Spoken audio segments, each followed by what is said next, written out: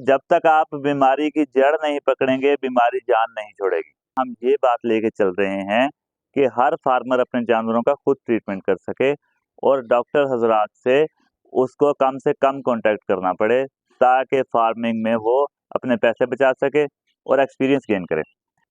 कि नीचे से पाँव में कोई कांटा लग गया या पाँव के नाखून बढ़ गए, इस वजह से भी जानवर लेमनेस का शिकार हो सकता है, लंगड़ेपन का शिकार हो सकता है। एक बात हमेशा याद रखिएगा, जिस जानवर को आपके पेन है, लेमनेस का इशू हुआ है, उसका कोई भी ट्रीटमेंट करने से पहले आपने उसका टेम्परेचर लाजमी नोट करना है।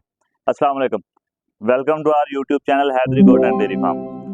आपकी खिदमत में हाजिर हैं जी नई वीडियो और नई बीमारी लेके बकरियों की।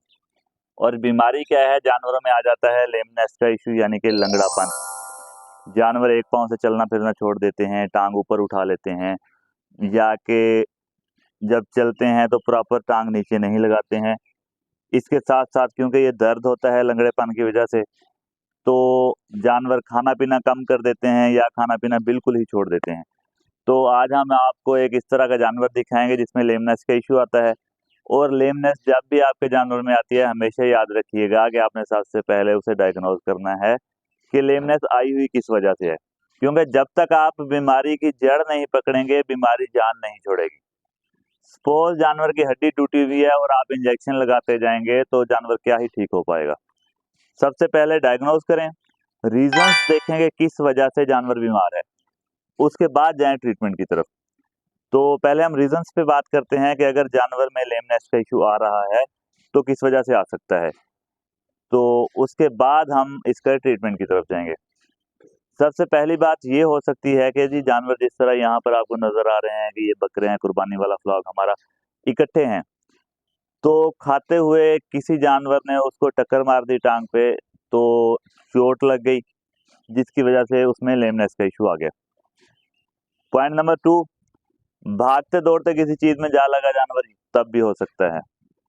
पॉइंट नंबर 3, के नीचे से पाँव में कोई कांटा लग गया या पाँव के नाखून बढ़ गए, इस वजह से भी जानवर लेमनेस का शिकार हो सकता है, लंगड़ेपन का शिकार हो सकता है। तो आपने सबसे पहले डायग्नोज करना है, रीजंस देखनी है, पेन कहाँ पर है, क्या वजह हो सकती है, उसके अकॉर्डिंग फिर आपने ट्रीटमेंट करना है। पहले आप इसको चलता हुआ देख लेंगे, चलता किस तरह उस तरह ये देखें जी, ये है लेमनेस वाला केस। ये आप देख चुके हैं कि जानवर में कितना लंगड़ापन है। अब हम इसका ट्रीटमेंट देखते हैं कि हमने इसका क्या ट्रीटमेंट करना है जी। तो ये वाली टांग है जिसका इसे इशू है, जिसकी वजह से ये चल फिर ठीक नहीं पा रहा और ये ठीक तरह से खाता पीता नहीं है।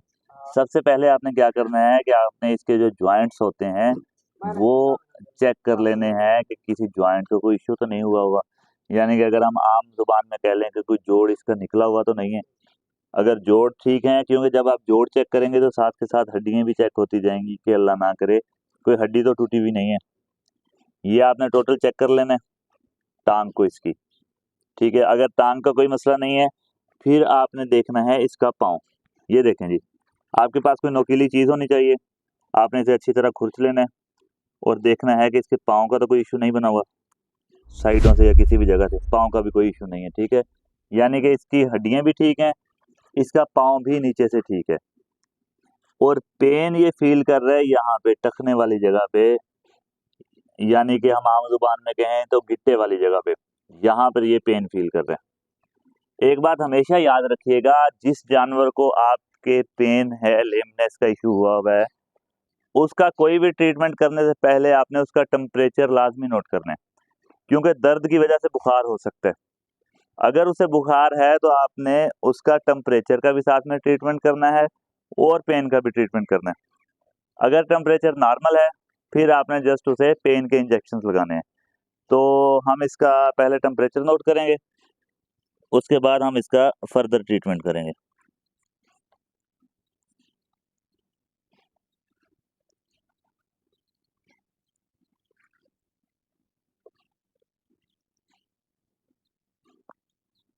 टेम्परेचर के लिए आपने थर्मामीटर ट्राई करना है कि हमेशा डिजिटल रखें, क्योंकि डिजिटल थर्मामीटर पे आप रीडिंग न्यू फार्मर्स जो हैं वो भी इजीली ले सकते हैं।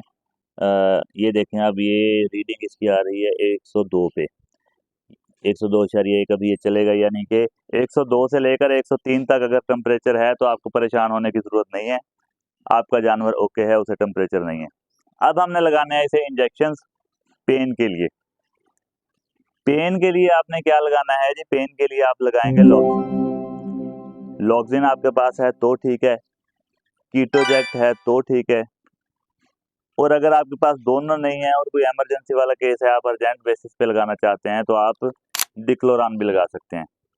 मगर जो इस पेन में लॉक्सिन का रिजल्ट आएगा, याद रखिएगा, वो डिक्लोरान का नहीं आएगा। आपने कोशिश यही करनी है कि प्रेफर करना है लॉक्सिन को या कीटोजेक्ट को। ये आप लगाएंगे पेन के लिए। साथ में आप लगा देंगे कोई बी कॉम्प्लेक्स, आपके पास मल्टीविटामिन में कुछ भी पड़ा हो आपके पास, जिस तरह मेरे पास ये वाइटोबान है अभी मेरे हाथ में बी कॉम्प्लेक्स का, मैं ये लगाऊंगा। आपके पास एमईवाई काम पड़ा हुआ है, आप वो लगा सकते हैं। आपके पास विटामिन AD3 का इंजेक्शन पड़ा हुआ है, आप वो लगा सकते हैं। मतलब कि मल्टीविटामिन में आप कुछ भी लगा सकते हैं पेन वाले जानवर को। तो इंजेक्शन लगाते हैं इसे, और ये डोज कितनी रखनी है, डोज पे बात कर लेते हैं। इस तरह ये बॉडी वेट है, इसको आपने लगाना है 5 ml तक। 5 ml आप इसे लगा देंगे पेन किलर, और इतना ही आप लगा देंगे इसे बी कॉम्प्लेक्स, यानी कि लॉक्सिन और बी कॉम्प्लेक्स। ठीक हो गया जी। इंजेक्शन गर्दन में ये देखें। और नीडल जो आपने लगाना है बकरियों को, नीडल आपने कोशिश करनी है कि रखनी है 18 गेज वाली, और इसके साथ आपने इंजेक्शन लगाना है। लॉक्सिन लग चुका है, साथ में हम इसे बी कॉम्प्लेक्स देने लगे हैं। उसके बाद बकरा आजाद। इंजेक्शन हो चुके हैं जी। ये डोज आपने इस बकरे को लगानी है जिसमें भी लेमनेस का इशू है और उसकी हड्डियां और जोड़ सलामत है। आपने 3 दिन ये लगा देना है इंजेक्शन। 3 दिन के अंदर अंदर अगर आपका 2 दफा लगाने से जानवर ठीक हो रहा है तो तीसरा लगाने की जरूरत नहीं है। अगर नहीं हो रहा तो आपने ये 3 डोजें लगा देनी है। ये थी आज की वीडियो। आपके फार्म पर बड़े जानवर हैं या छोटे जानवर जिनकी ब्रीड ले रहे हैं, गोश्त पे काम कर रहे हैं, जिससे भी कर रहे हैं XYZ, और आप कोई इश्यूज फेस कर रहे हैं, तो आप हमारे साथ कांटेक्ट कर सकते हैं। वो इश्यूज आपके ब्रीड के अकॉर्डिंग भी हो सकते हैं कि हम कौन से जानवर रखें। वो इश्यूज आपके बीमारियों के अकॉर्डिंग भी हो सकते हैं कि ये बीमारी आ चुकी है, इसका क्या ट्रीटमेंट करें। और वो इश्यूज आपके वैक्सीनेशन के अकॉर्डिंग भी हो सकते हैं कि ये सीजन है, इसमें हम कौन सी वैक्सीन लगा लें अपने जानवरों को तो हमारे जानवर बीमारियों से महफूज रह सकेंगे। हम पूरी कोशिश करेंगे जी इंशाल्लाह कि जो भी भाई हमारे साथ कांटेक्ट करता है व्हाट्सएप पर या किसी भी वीडियो पर कमेंट करता है, हम उसका रिप्लाई दें और हम कांटेक्ट में रहें, ताकि जहां तक हम हेल्प कर सकते हैं हम हेल्प करें। आप हमारे साथ व्हाट्सएप पर भी कांटेक्ट कर सकते हैं। व्हाट्सएप नंबर आपकी स्क्रीन पे नज़र आ रहा है 030678399907। इस नंबर पर आप व्हाट्सएप करें और कोशिश ये कीजिएगा कि वीडियोस भेज लें, टाइपिंग करके मैसेज कर लें, वॉइस मैसेजेस कर लें, मगर कॉल करने से काइंडली गुरेज कीजिएगा। हर टाइम बंदा कॉल नहीं उठा सकता। मैसेजेस हम जैसे ही देखते हैं हम फ़ौरन से पहले ट्राई करते हैं कि रिप्लाई करें। अगर आपके फार्म पर कोई ऐसी बीमारी है जिसकी हम अपने चैनल पर वीडियो नहीं बना पाए हैं अभी तक, तो हम उसके अकॉर्डिंग वीडियो बनाएंगे। और जब तक आपका जानवर बिल्कुल ठीक नहीं हो पाता, हम आपके साथ मुसलसल कांटेक्ट में रहेंगे, क्योंकि हमारा मोटो ये है, हम ये बात लेके चल रहे हैं कि हर फार्मर अपने जानवरों का खुद ट्रीटमेंट कर सके और डॉक्टर हजरात से उसको कम से कम कांटेक्ट करना पड़े, ताकि फार्मिंग में वो अपने पैसे बचा सके और एक्सपीरियंस गेन करे। तो ये थी आज की वीडियो। मिलते हैं इंशाल्लाह अगली वीडियो में। तब तक के लिए अपना और अपने जानवरों का रखिएगा बहुत सारा ख्याल। अल्लाह निगहबान।